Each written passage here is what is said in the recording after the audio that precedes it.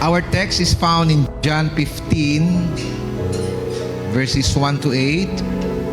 And it talks about abiding in Christ. John uses the word abiding, but Paul uses the word in Christ. So in Christ or abiding in Christ is just the same. So kini gisulat ni Jesus Christ, ni Kristo, hapit na siya ilansang sa cross, and he is talking to his disciples, no? So ang iyang mga audience ani, ang iyang mga disipulo. And by the way, during this time 11 na lang ka mga disciples, because si Judas ani nga panahon wala na sa api Rome. So Judas is about to betray Jesus. So kung imong tanahon, kung imong basahon niyang iyahang ang whole chapter, na ingon siya nga this is how you are supposed to live after I leave, no? Muraog nabasa ni Kristo nga mausab ang ilang dynamic sa pagkinabuhi, ay hapit naman siya ilansang sa cross. So munang gitagaan niya sila mga pamaagi how to live when he leaves. So muna, kung imo ning basahon ang chapter 15, ingon siya, pagpabilin kamo kanako munang unang instruction. Bisag wala nako, ingon siya sa mga disipulo, pabilin kamo kanako. Di nga imong katapad, pabilin din ha kang Kristo. Abide in Christ. So ikaduha, imo makita ingon siya, pag hinigugmaay kamo aron mailhan kamo nga ako mga disipulo. Everybody say maghinigugmaay. Say it one more time, maghinigugmaay. Na ibang mga simbahan karon gamay na gani kayo, mag-inawayay pagyod. Pero salamat sa ginawala na dinhi. So di nga imong katapad na maghinigugmaay. Okay, so di nga imong katapad igna siya nga I love you. Pikas nga side, I love you. Oh, klaro kay nang uban nga ni Malaysia, oh. Pag nay Malaysia gani urag. Pero kanang kuan may Malaysia urag, I love you. Dari ra kayo pero nay Malaysia, I love you. Maghinigugmaay kita din ha kang Kristo.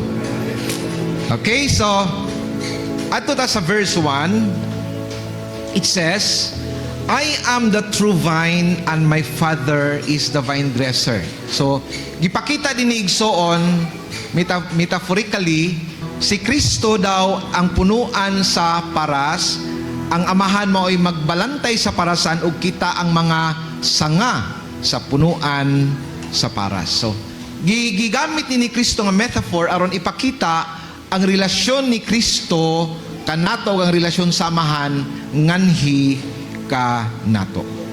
So ingon siya, He is the true vine. So pag sinabing true vine, buti pasabot na ay fake nga vine. Kaya gi-emphasize man nga He is the true, siya ang tinuod nga punuan.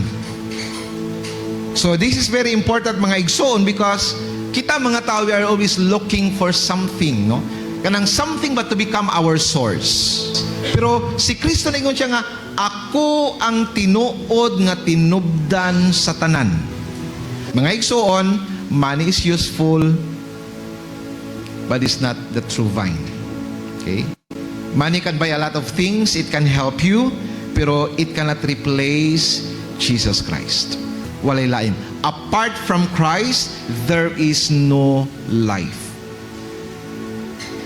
Oh, ang mga tao makatabang sa ato, ang mga tao maka-entertain sa ato, no?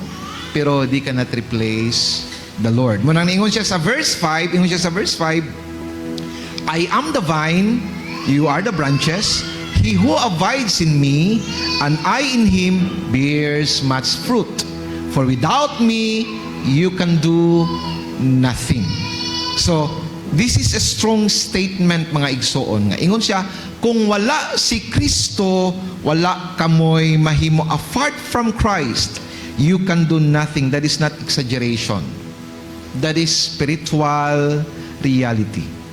Kung wala si Kristo, wala kitay mahimo. So pakitapik sa imong katapad, stay in there. Pabilin dinha kang Kristo. Mo nang ang meaning sa word nga Christian. Christian, if you remove Christ from that word, It means I am nothing. So dini makita nato mga igsuon nga si Kristo day dili lang nato accessories nga atong idugang sa atong kinabuhi. He's not someone that we are just going to add up in our lives. No. Dili lang siya pakapin, dili lang siya idugang, siya mismo ang atong kinabuhi. Amen? Remove Christ from the word Christianity, there is no Christianity. Remove Christ in salvation, there is no salvation. If you remove Christ in the church, church is just an organization. We can do nothing apart from Christ. The branch, cannot produce life in itself. So, dili siya makalahutay kung wala siya nakakonect sa punuan. So, samarapod nga ang tao, walay taong makalahutay kung wala ang atong Ginoo.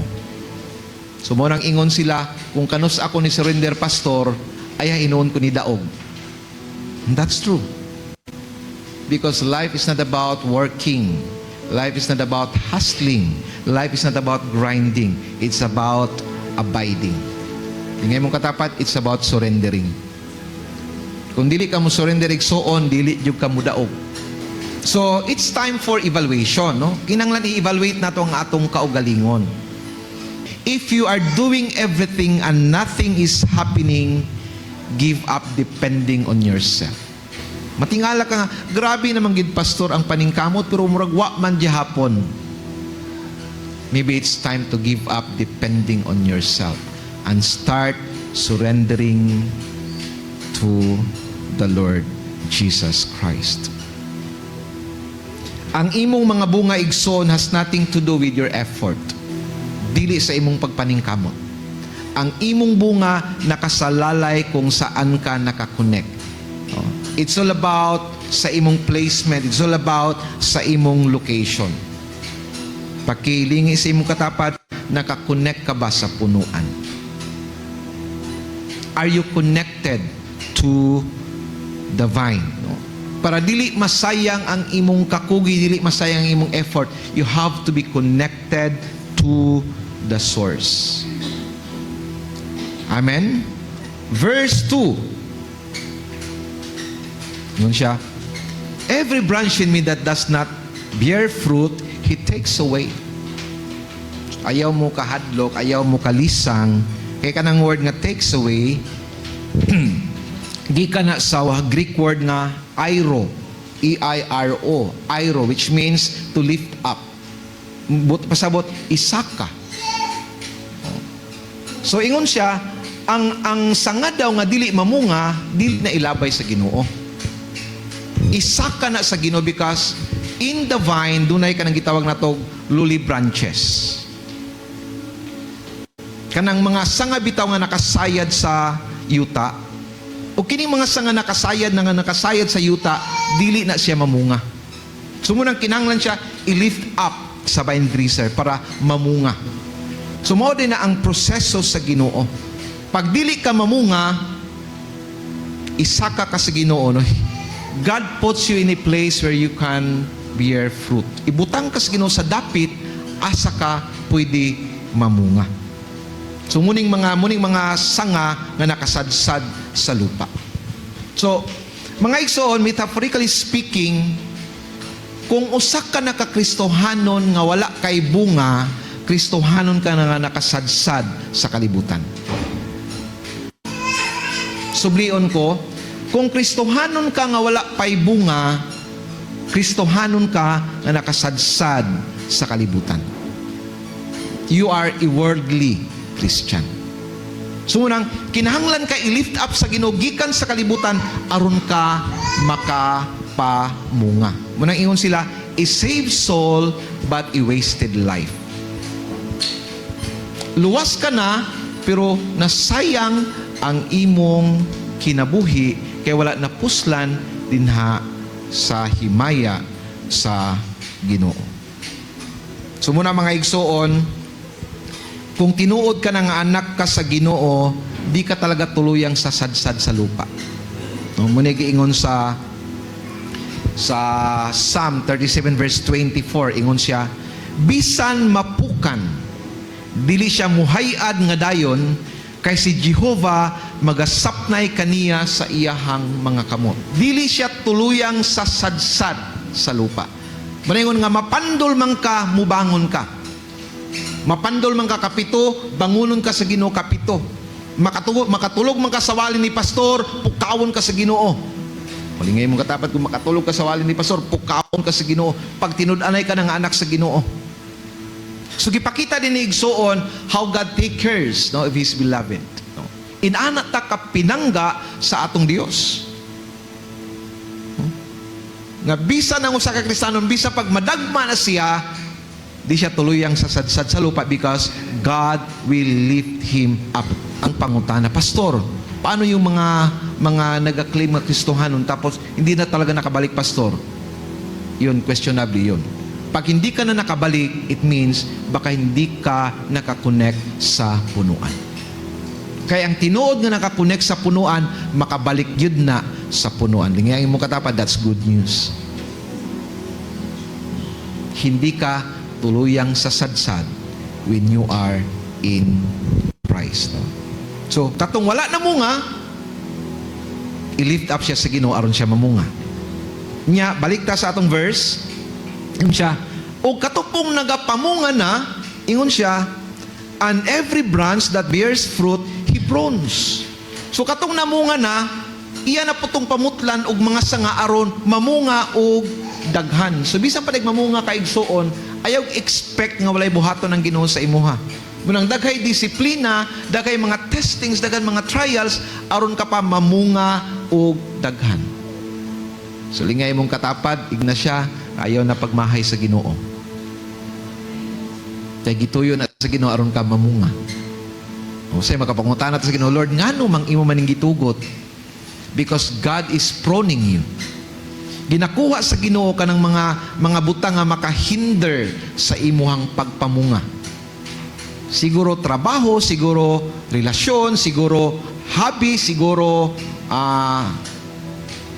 lifestyle, siguro pamatasan, munang pangwaon sa Ginoo, ipron ka na sa Ginoo aron ikaw makapamunga pa og labing daghan.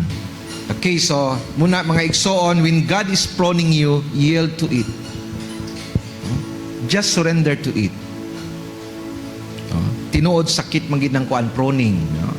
Tinuod no one enjoys proning. Wala gyoy malipay pag ipron ka sa Ginoo. Kanang mga kahoy bitaw sa gawas, doon naman ay duha ka klase nga pruning. Doon na gitawag nato og artificial pruning o na gitawag nato nga natural pruning. Ang artificial pruning, munang ang tao mismo mag-prune, pangwaan siya og mga twigs para siya mamunga. Ang natural pruning, kanang mga bagyo. So ginaprune na sila sa bagyo aron sila mamunga pagyud og daghan. So inaana po ta mga Kristohanon. We are prone by the Lord para sapsapon katong dili makatabang sa atong pagpamunga aron mo gawas ang pinaka the best sa ato. So nakahinumdum hinuka atong story. Dunay hari sa usa ka gingharian. Ingon ang hari sa gingharian nga kung kinsa ang makatabok aning diri nga sapa, kung kinsa daw ang makatabok, muday mahimong sunod nga hari. Diningon siya, mupoy makapangasawa sa prinsesa nga akong anak. Takhan mga ulit tao nang adto kay siyempre sunod nga hari niya makapangasawa sa prinsesa. So dakay nang adto. Nangutan na sila, mahal nga hari, unsa may requirements mahal nga hari? Mutabok lang mo aning sapa nga gamay. Pero kining sapa puno og buaya, puno og piranha. Dingi na mga ulit tao silang kaugalingon na binuang maning suryaha kinsa may sabay makakuha na ng pulog buaya. Kalit lang bitaw na isplas ato yung kusukay yung langat pakabot sumoy at dagandagan ng hari speaker stampig i-congratulate dong salamat kay dong wa pagilaing tao nga katabukan ning sapa ikaw pa lang yun grabe giga kaisog nakarondong ikaw ang mahimong sunod nga hari ug ikaw mapangasawa sa akong anak ka prinsesa ay isa mahal ka isa mahari pangitaw sa ako itong nagtuklod sa ako kuy gituklod na siya pero salamat kay na nagtuklod sa iya nahimo siyang hari. Usahay ingon ana ang Ginoo igsoon ituklod ka aron ka mamunga. ituklod ka sa usa ka sitwasyon aron ka mo nga kay kanang bitang hiyang kita to live in our comfort zone. Pag diya na ka nagtrabaho, murag kapoy naman mga itaglaing trabaho, oy kay naanad na ko, di ba? Diya na ka nagpuyo, siguro gisugo ka sa Ginoo nga magbalhin ka dito puyo kay dunay ministry dito. Kapoy naman Lord, oy idara naman mi, okay na mi dinhi. Sometimes God cannot use us because we live in our comfort zone. Magpabilin. So, comfort zone is the enemy of growth. Mo ang kalaban sa pagtubo. So, lingay mong katapat, do not live in your comfort zone. Ayaw pabilin din ha. Sometimes God will push you. Itukmod ka sa Ginoo, itulak ka sa Ginoo. Aron ka mutubog, aron ka makapamunga igsoon. So, lingay mong katapat din siya, kakampi mo si Lord. Pikas nga side, kakampi mo si Lord. Igsoon, kung mga lagad ka sa Ginoo, dili man mo dako ang imong balay, mura man gyapon ka dako ang imong balay. Amen? Ni dako ba inyong balay, bradyo? Mura gyapon no. Pero sagot ka ni Lord. Ni dako ba imong sweldo? Wala man. Pero sagot ko ni Lord. Nung nagwali ko, nag-Bible study ko, nalaba ko yung gihatagan ko sakyanan sa Ginoo, wala man. Pero, ingon si Lord, sagot ko ang pang-grab mo. Sagot ko ang pan-taxi mo. And everybody, say, Amen. Katong nangalagad mo si Ginoo, dili man nga di na ka magsakit. Magsakit man gihapon ka, pero kung magsakit ka, ingon si Lord, sagot ko ang pang-medication mo. Okay, mangutana ko sa inyo, kitsa may na-hospital din hibing ato, nagpabilin sa hospital kayo ibayad. Diba? Wala. Bisa kung saan nato ka pobre, nakagawas kita sa hospital because sagot ka ni Lord. Ngay mong katapad, sagot ka ni Lord. Usahay lang matalang-talang manta, no? Tinuod na no, matay kwarta sa bangko. Ay mga pila na ang nanganak nato karon nga bulan, duha na, tulo na. O grasya sa Ginoo, no? Tay nabilin sa hospital pero grasya sa Ginoo nakagawas na gyud. Amen. So kabalo ko doon na sila bills doon ay gibayaran pero maayo gid ang Ginoo because sagot sila ni Lord. Tinuod man doon ay mga pagsulay sa kinabuhi, tinuod man doon ay problema nga mudagsang sa ato. Pero nakanindot pag nakakonect ka kang Kristo ingon si Lord, sagot kita. Palakpakan nato ang Ginoo.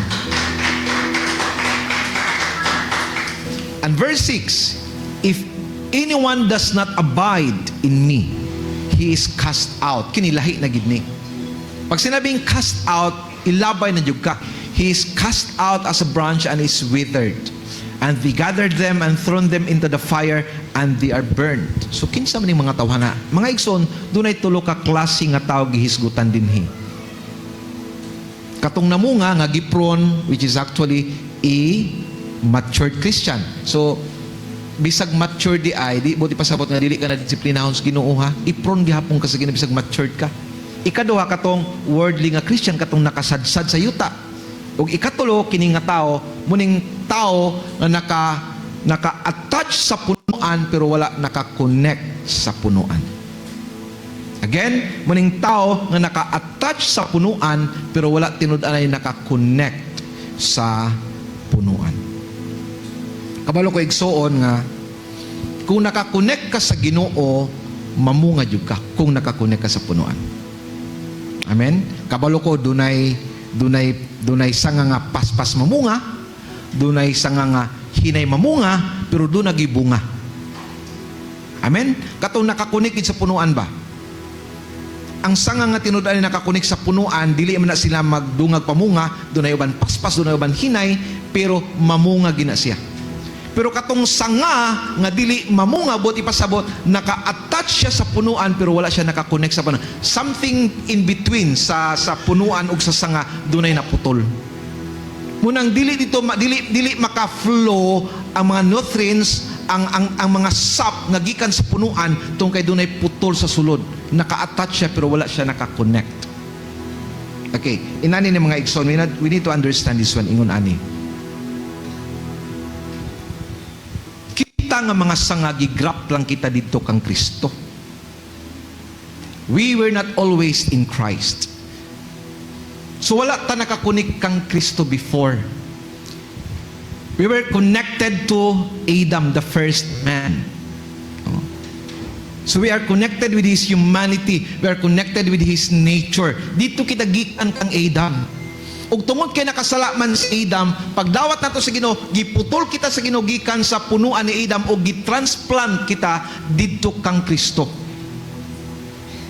Gigrap kita dito kang Kristo. Kabalo man tayo sa hulagwayan ng igrap ka, di ba?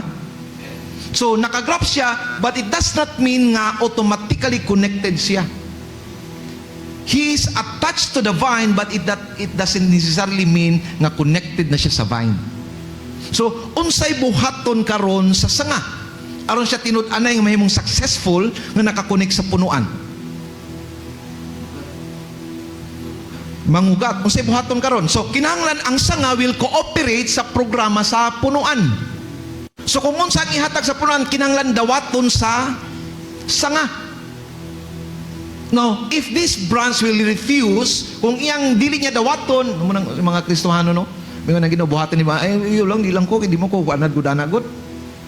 Malingay mo katapat, do not refuse.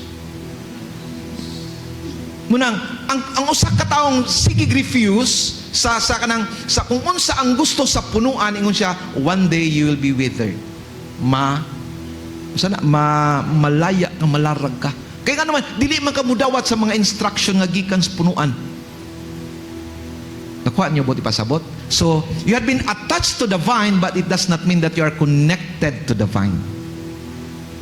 Mao ni ang nahitabo kang Judas. Judas was attached to Christ, but he was not connected to Christ. Sabta niyo mo na munta, asa man si Judas, pastor? Dili man tagahukom, no? Pero nagatuo ko na siya dito sa pikas tampi sa langit. I will be amazed kung naa siya dito sa langit pag abot ako sa langit. I believe nga Judas is in hell. Ngano na, impyerno man siya. Paso nga, disipulo man siya ni Kristo. Manang ingon ako, he was attached to the vine but not connected to the vine. Daghay mga tao, mga igsoon, attached to the church but not connected to Christ. Attached to the ministry but not connected to Christ. Munang matingala ta, nganong malaya man ang ministry? Nganong di man kalahuta yung ministry? Naka-attach lang, wala man connected. Walay sap, walay ka ng, saan ang sap sa Bisaya? Tagok ba? Dili makaabot ang tagok ngadto sa branch, kaya gina-refuse man sa branch. So the branch has to cooperate sa process aron siya tinud-anay nga makakonect sa punuan. And everybody will say, so lingay mong katapat, do not reject, do not refuse kung unsa ang gusto sa punuan. So sa dihang successful na ang grafting, muna ang gitawag na to, you are connected to the vine. So ang sap karon sa punuan, mo flow na karon sa branch, o kato nga branch, mamunga na siya. And everybody will say, Amen. Unang ingon nila, you are so close and yet you are so far. Nakakaroon din ni simbahan, pero yung una to na sa dagat. Ang wali ni pastor, kay mura na katong tingog sa hangin mo, shhh. Ang muna na to, nakaroon sa humba nga sudan sa paniud to. You are so close and yet you are so far. Munang story ni Judas. Judas had been with Christ but not really in Christ. Banuban siya kang Kristo pero wala gid siya nakakonect kang Kristo. Munang wala gid siya nakapamunga, mga igsoon. Not connected to the vine. Verse 8. If you abide in me and my words abide in you, you will ask what you desire and it shall be done for you. No? So muna kung nakakonik yung ka sa Ginoo, ingon siya, makapangayo ka mo bisan unsa ba? And it shall be given unto you. Okay? Unsa ganito atong gitunan natong last Sunday? How should we pray? Nag-isa pa yung makahinumdom. How should we pray? Paano ba ta mag-pray? Para sigurado nga kanang dunggon sa Ginoo.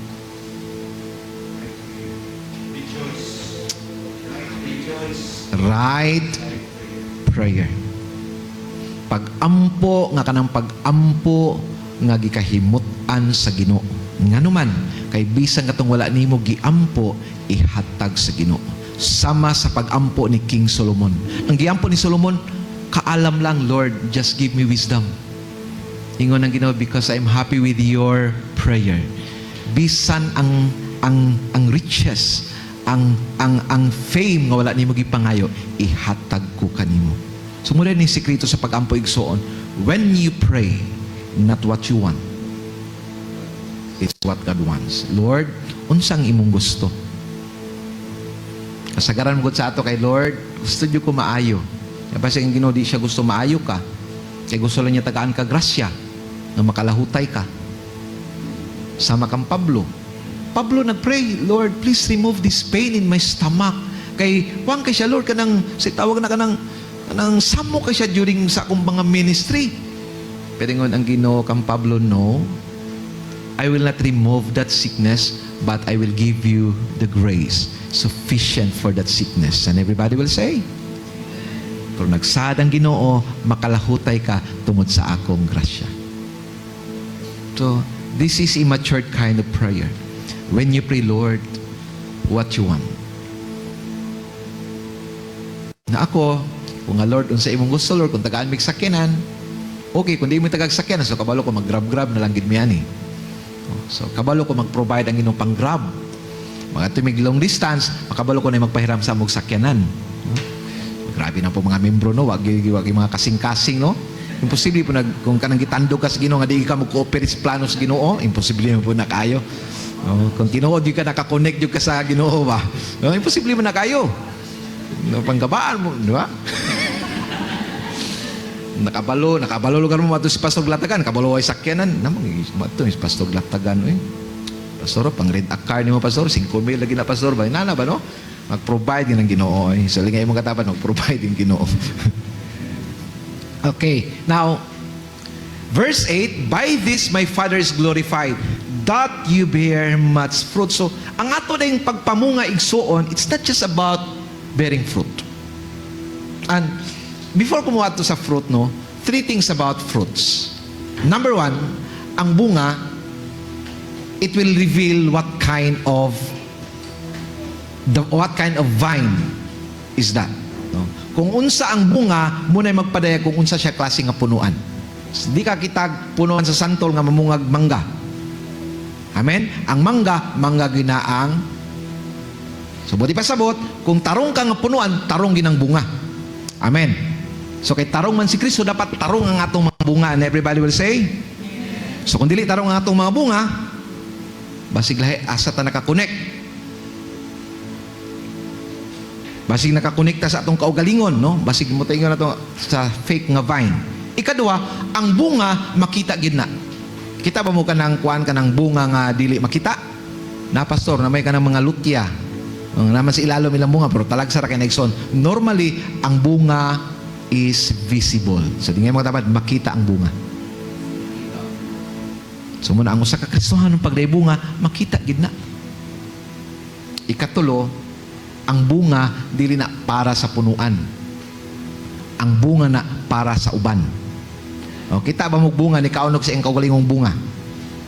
O di ka kita mo kanang punuan ni kaunog sa iyang kaugalingong bunga? Basically, ang bunga para sa uban. So, gusto ang Ginoo mamunga ka aron mapanalanginan ang uban. Palagpakan nato ang Ginoo. So, mga igsoon, if you focus on verse 8, this is transformational theology. The goal of life is not just busyness. The goal of life is fruitfulness. Amen? The goal of life is not just to be successful, but the goal of life is to be fruitful. Huh? That you bear much fruit. So, ang gusto sa Ginoo, mamunga ka, di lang kami mong successful, but you'll become fruitful. Now, the question now is, unsa man nga bunga, Pastor? Kining gisgutan din Ready na mo? Anyway, ang lesson, mo pa nagsugod, no? Introduction pa lang to kaganina. So, mo gini ang atong lesson. Unsa man nga klase nga bunga. Okay? So, ready na mo? O, lingay mo katapan na, ready na ko. Okay?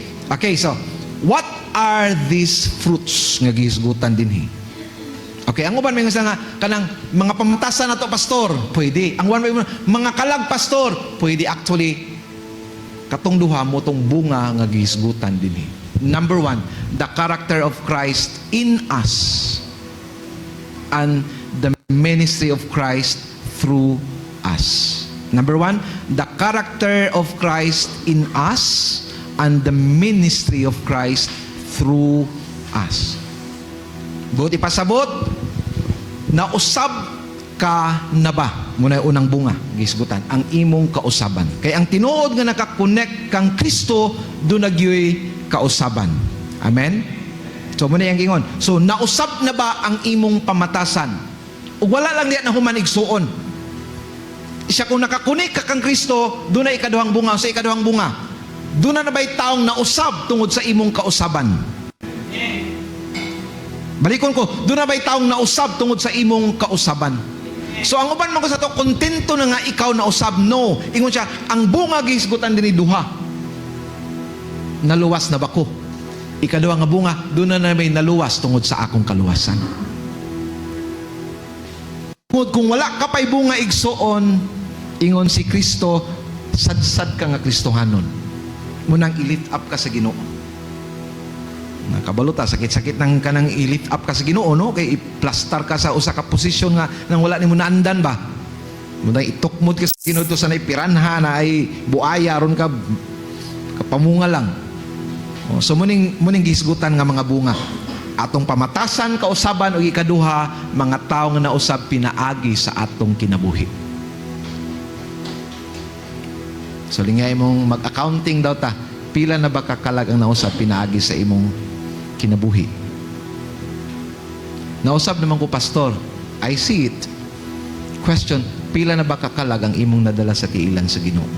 Dili pwede nga wala. Manaingon ko sa inyo ha, pag nakakunik ka na kang Kristo, doon nagi kay bunga. Imposible wa kay bunga. Ang uban hinay mamunga, pero doon nagi bunga. Amen?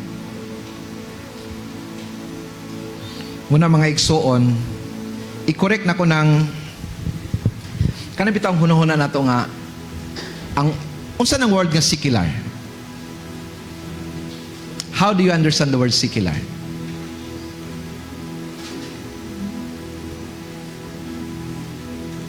Secular or worldly. How you are going, paano nyo yan i-describe? Kaya kasakaramihan nga, worldly man na sila, secular man na sila. How do you define the word worldly or secular? Ha? So anything nga imong ginahimo para sa tao. Balikon ko, anything nga imong ginahimo para sa tao, that is secular. So anything nga imong ginahimo para sa Ginoo, that is secret. Balikon ko, anything nga imong ginahimo para sa tao, secular. So kung imong trabaho ginahimo nimo para sa imong boss for 4 months, that is secular. Pero not necessarily ang imong trabaho secular. It depends on your intention. So,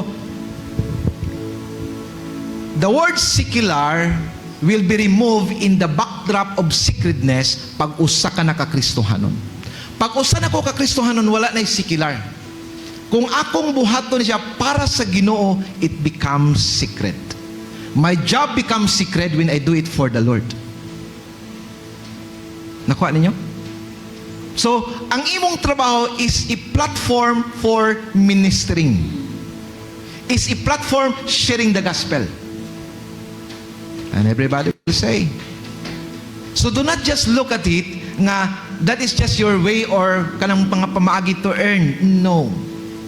So, sa kabahin you will earn, pero basically, gibutang ka diha sa Ginoo strategically so that you can bear fruits. And everybody will say. So again, wala na'y secular sa usa ka Kristohanon.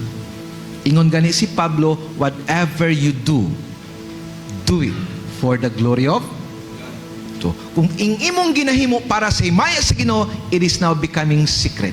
My job becomes secret when I do it for the Lord.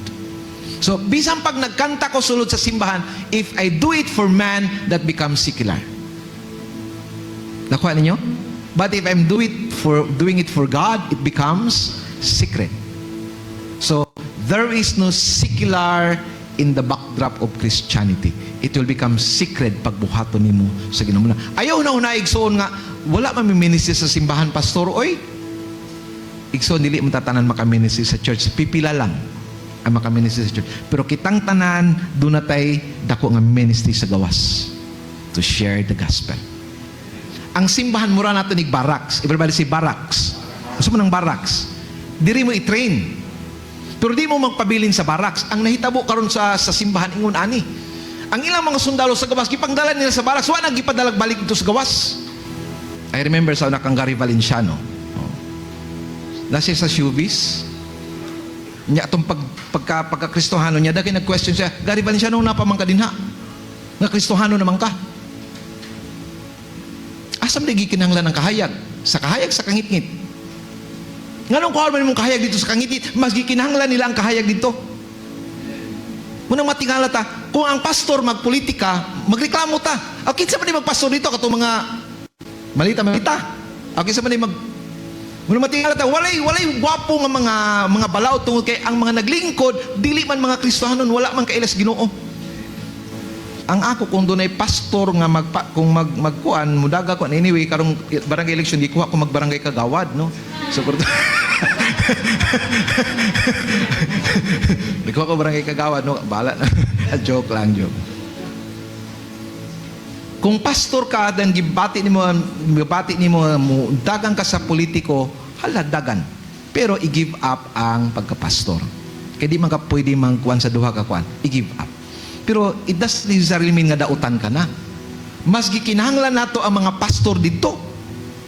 And everybody will say, matingala ko aning simbahan kay i-question dayon. Pag naay kining singer nato mukanta dito sa kasal, mo question dayon ta, halang secular na. Gisab di manganta dapat dito. Katong mga buangon. Dapat kani nga dunay kahayag dito kay dito ang kangit-ngit, and everybody will say. Pero alam mo kanta itong Metallica po, Metallica. Pero nagkanta ka sa kasal mong kanta love songs, it's okay. As long that you're doing it for the Lord. Muna ang premise. Kasagaran sa ato, ipanguha man nato mga sundalo nato. So di nga mong katapadig na siya, do not leave your post. Di nga ang pikas, do not leave your post. Dagan sa ato, ipangbiyan nato atong post. Ang uban natin sa atong post, but we are not functioning as the light in our post. Nata sa atong trabaho, pero wala ta nag-function as a Christian. You are supposed to be there as a light. Di nga mga katapat, kahayag ka.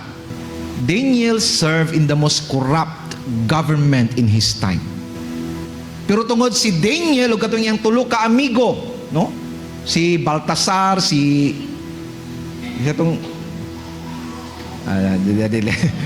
Shadrach, Meshach, o si Abednego.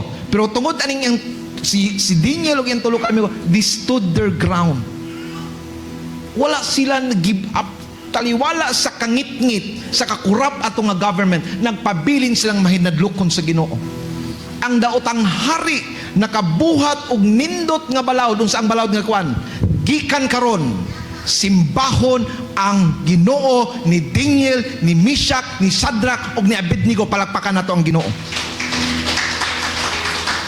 Asa ka makita ng hari? Ang hari nga wala mituo sa Ginoo nagbuhat og balaod nga gikan karon walay magbiay-biay sa Dios ni Daniel. Why? Because they stood their ground in the most corrupt government in his time. Iksoon kung asa ka gibutang sa Ginoo, that is your platform of ministry. Pamunga dinha. And everybody will say, kabalo ba mo? Dingin mo ka, kabalo ba ka? Nga ang imuhang iPhone 15 mas powerful pa na sa computer sa Apollo mission paingon sa bulan. Ang computer nga gidala sa Apollo mission paingon sa bulan balik sa kalibutan, ang yang RAM is only 2 kilobytes. 2 kilobytes. Ang imong iPhone 15 is having 6 gigabytes. Mas powerful pa ang imong iPhone, ang imong cellphone kaysa katong computer nga gigamit sa Apollo mission paingon sa bulan balik sa kalibutan. But what you are doing with your cellphone? Do not leave your post. I am referring to our social media. Why are not using it to share the gospel? Powerful kaya ang social media, mga igsoon. Why? Ask me why. Sa unang panahon, if they write a letter, moabot pagbulan na siya, moabot sa kwan, sa destination, sa recipient. Karon pag enter nimo, abot tayo sa USA, sa Luzon, sa Japan, sa bisag asa. Just pag pindot nimo sa kwan, enter. Amen. And this is the most amazing thing. Kabalo ba mo nga naako sa Pilipinas, pero ang akong ka-Bible study, Manila, Japan, because of social media. Lingay mong katapat, why are you abandoning social media? Nga nung magtanaw ko sa inyong social media, walay trace dito sharing the gospel. You're not using it as a platform. Munang pinaka-powerful nga platform. Ivy and Louie, buhi pa magina sila. Ebidensya na sila, bunga na sila sa atong page. Walay nag-invite na sa ila. Kinsa pailain, kato si Joy o kato yung husband. Wala sila karon. Social media. Kaya nag-share si Vivian. Nabasa siya ang friend. Uy na day simbahan sa kan? Ni Simba. Do not abandon the power of social media. Muning platform nga pinaka-powerful to share the gospel. Dili lang isa ka tao makakita. Amen? Kung mag-one-on-one evangelism ka, isa ra. Pero mag-share ka lang. Wa kay gisulti, gi-share lang nimo. Pila ka tao makakita sa imong gi-share nga post. And everybody will say, Amen. Hallelujah. Why I keep on posting sa YouTube?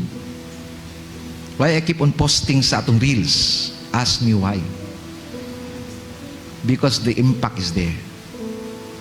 Igsoon, bisag mamatay na ko pohon, but the message will still be there. Bisag nanako 6 feet under the ground, pero pwede na apay maluwas sa akong wali, bisag patay na ko. That's why I share on the platform of social media. Inana ka powerful ang social media. Magtanong ka sa page ni Miles Monroe, patay na sila, hagbay ra. Pero dakay mga tao, salamat Dr. Miles Monroe sa imong kinabuhi, na panalanginan ko sa imong mensahe. And everybody will say. And then we are not using the platform of social media. That's how powerful it is. Anak kanindot ingon ani pa. Kung ganahan mo sa akong wali karon, bless ko sa imong wali, pastor ba? Pwede ba karong Domingo ibalik ang imong wali? Pwede ba? Ganahan pag pwede ba balik ba, pastor? Murag imposible mo kayo magbalik-balik ang wali ni pastor. Nga, kung ibalik man na, di nagpunin na anak ka the same. Pero social media. Panalanginan kayo itong wali ni pastor, balikon ako tanaw, panalanginan, balikon. And everybody will say, pwede mo balik-balikon, balik-balikon, tanaw. And everybody will say, Amen. Pero diri sa pulpito, you cannot repeat my message.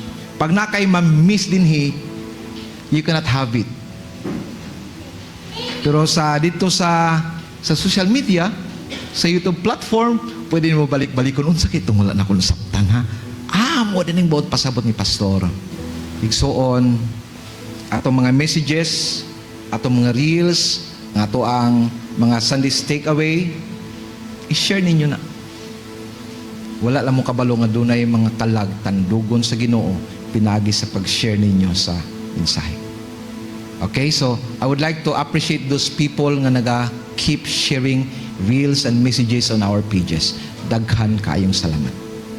Panalanginan mo sa Ginoo. Katong wala pa nag-share hangyo unta mo, please do it unto the Lord. You're not doing it for yourself. Pastor, makuan mo ko pa, maulaw ko ba kay makita ng mga Kristiyano, mga halata. Ikson, ikaulaw ni mo ang Ginoo. Makuan mo, personal mo guna ko na. Kasi personal. Pag Kristohano nakawala na imo, tanan iya nas Ginoo. Trabaho, say trabaho. And everybody will say, ay personal daw niya, Lord. Kuha na lang siya, Lord. Personal eh. Personal mo yan. And everybody will say, iyan na natanan sa Ginoo. Ingon ang pulong sa Ginoo, the earth is the Lord and all in it. Tama po ba? Tama ba akong pagkasabot? The Lord is the Lord and all in. So, kisa tagi antab. Kisa tagi ani. Sa Ginoo, kinamit siya sa kalibutan. And everything in it. So, ang tagyado sa kalibutan, ang Ginoo ug ang tanang naas sa kalibutan, iya sa Ginoo. No, I would like to ask you a question. Unsay tawag pag ang usa ka butang dili mo gamiton sa pamaagi nga dapat siya gamiton? In the Bible. Example, I will use sex not in the way it should be used. Unsay tawag na sa Bible? Perversion. Pag iyas sa Ginoo, pag di mo ginagamit properly para sa Ginoo, ang tawag na perversion. Ganon din ang tawag po pag hindi mo ginamit ng properly ang imong cellphone. That is perversion. Kung dili mo ginagamit ang imong kinabuhi para sa Ginoo, that is perversion. So again, I would like to encourage everybody to keep sharing our page. Basta hindi makapamunga igsuon. Wala ka kabalo. Si Ivy o si Louie ang hinungdan ni kay ang igsoon ni Pastor Ramian nga si Mayan nagpost. Tama ba, Ivy? Si Mayan igsoon ni Pastor Ramian nag-share sa ato ang unsay mga gi-share? My Day lang nila nakita. Use social media as a platform in sharing the gospel, the good news of the Lord. Okay? So again, ingon siya, by this my Father is glorified, that you bear much fruit. Let us all bow down our heads and let us pray.